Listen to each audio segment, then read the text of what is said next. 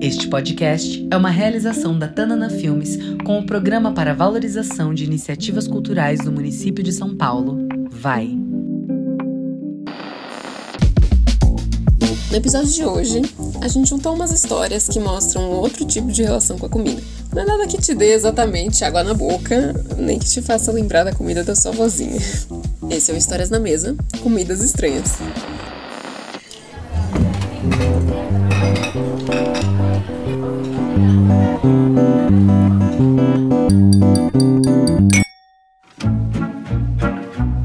A gente foi pro Largo 13, que é um centro de comércio popular que fica em Santo Amaro, na zona sul de São Paulo, e a gente encontrou a Antônia Maria, que é uma cozinheira, que contou pra gente um pouco da trajetória dela, os bastidores da cozinha e que nem sempre uma comida boa tem o molho que a gente espera. A gente tava fazendo um evento na cozinha e nós tinha que fazer um molho branco. E um dos meus chefes usou cogumelo para fazer, shiitake, cogumelo. E não ficava da cor que ele queria, marrom, ele tinha que ficar marrom. Não ficou, sabe o que ele teve que fazer? Colocou Coca-Cola no molho. E aí ficou aquela coisa, ela falou, não vou experimentar isso aí de jeito nenhum, né? E tinha 450 convidados. E o molho não queria ficar da cor marrom, né? Que ele tinha que ficar marrom, né? Shimeji, né? Cogumelo, não quis ficar de jeito nenhum. Ele colocou coca. Depois a noiva mandou um e-mail dizendo que foi o melhor molho que ela comeu da vida dela, de shimeji, e dizendo assim que nem no dia que ela teve que fazer a prova da comida estava tão gostoso como isso. E ele não contou pra ninguém, né? Só nós que sabia que era, porque ele colocou Coca-Cola. Você acredita uma coisa dessa? Foi uma das coisas mais alucinadas que eu vi na minha vida. Ali também no Largo 13, só que na década de 90, tinha uma lanchonete que chamava Caju João Cajá. Inclusive só o nome dá uma história à parte. Eles serviam lanches, sucos, PFs, principalmente para os trabalhadores dali, que é uma região de comércio popular. Mas quando o próprio chefe do lugar faz um pedido, o tempero tem que ser especial. Então, tinha um chapeiro que trabalhava com a gente que chamava Josmo. Eu não conhecia o lanche que ele fazia. Mas aí eu cheguei e falei, acho que eu vou comer um misto quente, né? Tava meio cansadão assim. Aí eu cheguei assim, Josmo, faz um misto quente pra mim. Aí eu sentei bem em frente à chapa, né? Aí foi o Josmo, pegou aquela Tupperware de queijo e presunto. Aí eu vi que ele enfiou a unha assim no queijo e presunto. Ele tinha uma unha de mais ou menos uns 3 centímetros. Aí eu falei, Josmo, que é isso, meu? E falta de higiene. Ele falou, não, Sérgio, isso aí é mais fácil para pegar o queijo e presunto. Tempero. É o tempero. Então são coisas que a gente viveu aí na época do restaurante da lanchonete, né? Eu chegava lá com as compras do dia, tipo 10, 11 horas, na hora que o pessoal estava preparando os talheres para o self-service, né, para o restaurante. E assim, eles colocavam os talheres numa bandeja com álcool, né, eles jogavam álcool, né, para tirar, evitar moscas e tudo mais. Aí eu falei, não, isso aí não tá legal. Aí eu fui até um atacado de embalagens lá e achei aqueles saquinhos, são os mesmos saquinhos que eu usado para fazer aqueles chup-chup, né? Aí eu falei, legal, de repente vai dar para usar para embalar os talheres antes das refeições. Aí eu comprei, expliquei pro pessoal, né, ó, é para pôr o garfo, a faca aqui dentro e tal. Aí tudo bem, no dia seguinte eu cheguei no mesmo horário, estavam eles lá lambendo os dedos para abrir os saquinhos. Ou assoprando. Super higiênico. E as panelas do restaurante, quando eles lavavam, como eram panelas muito grandes, eles achavam mais fácil lavar com vassoura. Mesmo a vassoura que se lavava os banheiros. Né? Aí nós contratamos um cozinheiro, né? E ele fazia salgados, né? Muitos salgados. E assim é uma rotatividade muito grande. Então tinha os salgados aí que era coxinha tradicional, bolinho de carne, bolinho de ovo. Só que ele lançou um croquete misto. E era assim muito sucesso, porque ele era um salgado assim redondo, bem frito, assim bem bem crocante, né? E era um maior sucesso. Aí teve um dia que os clientes começaram a reclamar, acharam um gosto meio estranho no croquete, né? Aí eu estava devolvendo a bandeja para a cozinha e eu vi que ele estava com um bowl, né?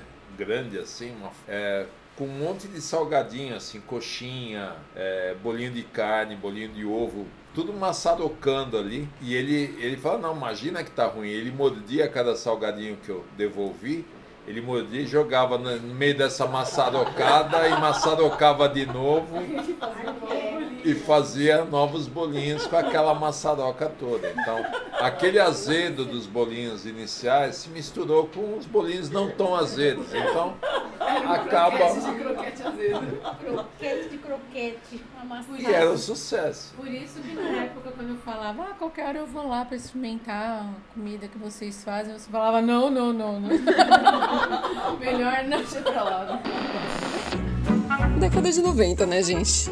Aliás, pra quem cresceu, teve infância nos anos 90, com certeza vai lembrar daquelas guloseimas que vendiam nas docerias. Tadinho, aqueles chicletes duros, chocolate de cera em todos os formatos, tipo guarda-chuva, bola de futebol, moeda. Mas o item de luxo era a paçoquinha.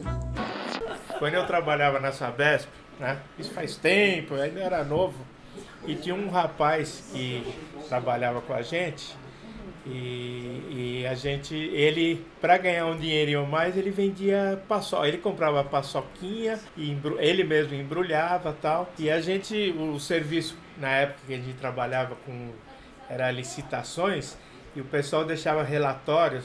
Então a gente que contava as folhas para levar para Xerox para copiar, né? E esse rapaz vendia cocadinha, paçoquinha, ele embrulhava no papelzinho e tudo. Mas ele tinha um jeito de contar as folhas. A chefe que tinha lá dava sempre aquela coisa para ele molhar o dedo, né? Mas ele não molhava o dedo, né? Ele tinha essa mania, ele pegava e fazia assim, cuspia na mão e depois começava a contar. Cuspia na mão e a gente só olhando.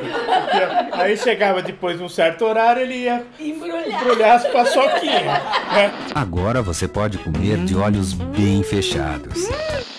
Embrulhava as paçoquinhas. A gente não comprava paçoquinha, mas muita gente comprava paçoquinha embrulhada. Mas ele... Pra molhar a mão, ele cuspia na mão. Chegou paçoquita formato rolha, embalada. E contava as folhas. Aí a minha chefe dava aquela esponjinha pra ele molhar, mas ele não queria saber, ele queria cuspir na mão. Eu espero nunca ter comido uma paçoquinha cuspida na vida. Mas esse assunto de comida e cuspe me lembrou de uma outra história que eu vou deixar pra minha mãe contar. Tem a história da minha filha, que eu não vou dizer o nome, mas quando ela era criança, ela estudava de manhã e eu tive que mudar pra tarde, ou foi o contrário? Não, era o contrário, ela estudava à tarde, eu tive que mudar pra manhã, porque ela sempre demorou no mínimo 2 horas pra comer. Então aconteceu dela estudar à tarde, aí ela almoçava e ia. E aí, em determinado momento, a professora me chamou, falou, olha mãe, eu queria só te orientar que não é legal a criança vir para a escola mascando chiclete. Eu falei, mas minhas filhas não comem bala, não mascam chiclete, não estou entendendo. Não, mas ela guardou, né, a bolinha que ela tirou da boca da minha filha e me mostrou, falou, olha, tá aqui, eu tive que tirar da boquinha dela porque a gente não recomenda que fique mascando chiclete durante a aula. Aí eu comecei a rir e a professora ficou sem entender, né, por que tá rindo. Aí eu falei, não, isso na verdade eu vou te explicar o que é couve, arroz e feijão.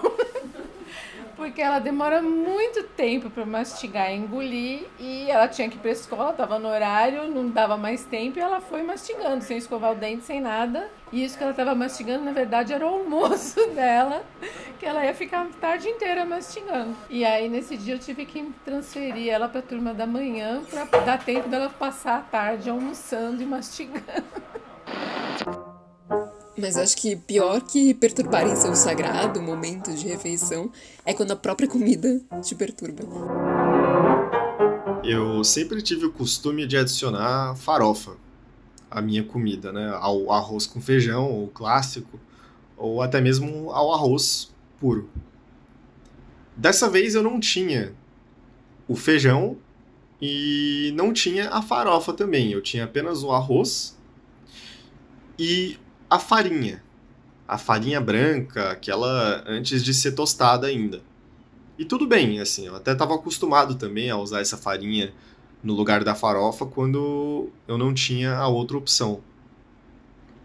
Então, montei o meu prato com aquela massa de arroz, por cima polvilhei a farinha, e aí tudo se ornou muito bem, né? Tudo da mesma cor, meio que formou ali uma massa branca. E antes de dar a primeira garfada, eu notei que havia um movimento existindo ali na parte de cima do prato. Eu não entendi o que era, né? Então continuei com o meu talher ali apenas observando. E esse movimento se repetiu e eu pude identificar que era uma situação muito inusitada. Era um arroz vivo. Era um arroz possivelmente tentando escapar do prato. Isso me chamou muita atenção, né? Eu fui averiguar mais de perto, né, o que era esse arroz no fim das contas, e era uma larva. Era uma larva que tinha, coincidentemente, exato tamanho para se disfarçar como um grão de arroz. E na minha cabeça, até hoje, a história que eu gostaria de contar para os outros é que eu me alimentei de um arroz vivo. Na verdade, eu não comi, né? Eu separei o alimento, comi o resto que estava no prato. Não tenho certeza se com mais arrozes, né, parentes daquele vivo, mas aquele eu não comi no fim das contas. Obrigada por estar com a gente até o final desse episódio. A gente se encontra na próxima semana com mais histórias na mesa.